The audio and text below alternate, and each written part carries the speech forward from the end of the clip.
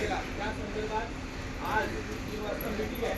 काही प्रमुख अधिकाऱ्यांनी सांगताना आपण जुना ऑफिस आहे ना युनियन ऑफिस त्या गावमध्ये आपण मीटिंग आहे ते काही आपण सूचना दिली त्यासाठी आपण उपस्थित आहे. कामगार मजदूर तुम्ही खूप लढवा बघा तुमच्या ताकदीच्या बलावर तुम्ही जे कामं करताय. नवी मुंबई महानगरपालिका जवळजवळ हजारो टन कचरा उचलते ते महापालिका अधिकारी उचलत नाही. तुम्ही हजारो संख्येने असणारे कामगार तुमच्यामुळे हजारो टन कचरा नवी मुंबईचा उचलला जातो आणि तुमच्यामुळे 18 लाख नागरिक जे नवी मुंबईमध्ये वास्तव्यात आहे त्यांना सुआरोग्य अबाधित भेटतं. तुमच्यामुळे महापालिकेच्या आयुक्त असतील अतिरिक्त आयुक्त असतील हे फुटाफुटामध्ये जाऊन केंद्र सरकारचा महाराष्ट्र राज्य सरकारचे मोठे मोठे पुरस्कार स्वीकारतात. हे कशामुळे तुम्ही जे काम करताय. आज जवळजवळ हजारो कामगार कचरा वाहतूक डिपार्टमेंटमध्ये आहेत. 4,500 कामगार झाडू मारण्याच्या डिपार्टमेंटमध्ये आहेत.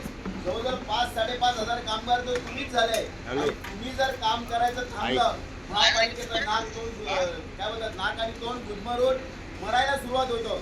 तुम्हाला कल्पना असेल समाज समता कामगार संघटना गेल्या 18 वर्षापासून या कामगारांच्या हितासाठी सतत महानगरपालिका प्रशासनाबरोबर आंदोलनं असतील, मोर्चा असतील, साखळी उपोषण असेल, आमरण उपोषण असेल. हे कशासाठी करतो.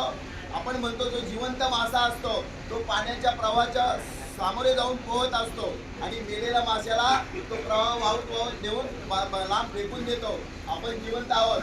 समाज समता कामगार संघटना जिवंत आहे की वारंवार हजारोच्या संख्येने महापालिकेवर मोर्चा काढतो.